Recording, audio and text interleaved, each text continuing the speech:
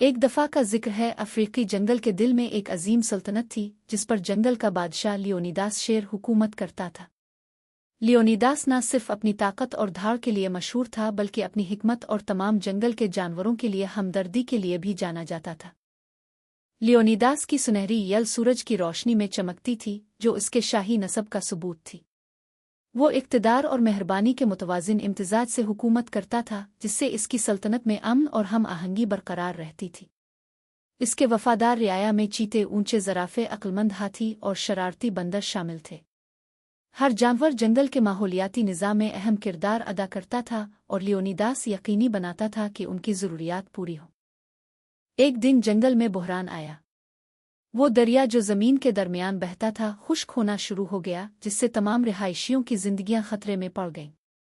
एक वक्त की सरसब्ज़ और खूबसूरत ज़मीन मुरझाना शुरू हो गई और खौफ जानवरों के दिलों में घर करने लगा।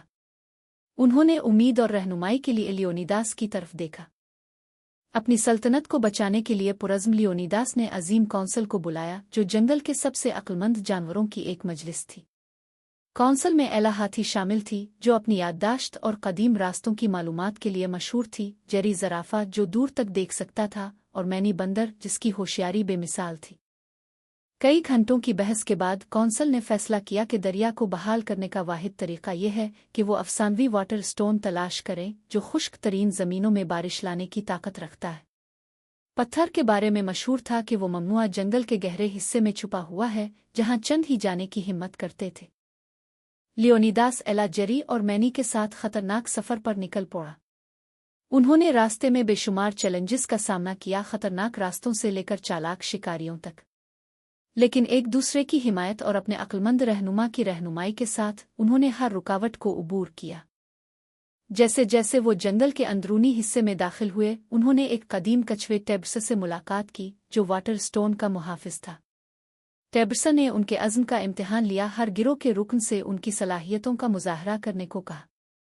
एला ने अपनी याददाश्त का इस्तेमाल करते हुए जंगल के भूले हुए रास्ते को याद किया। जेरी ने अपनी बुलंदी का फ़ायदा उठाकर टेब्स के मामन का छुपा हुआ दाखला तलाश किया, और मैनी ने इस पहेली को हल किया जो पत्थर की हिफाजत करती थी।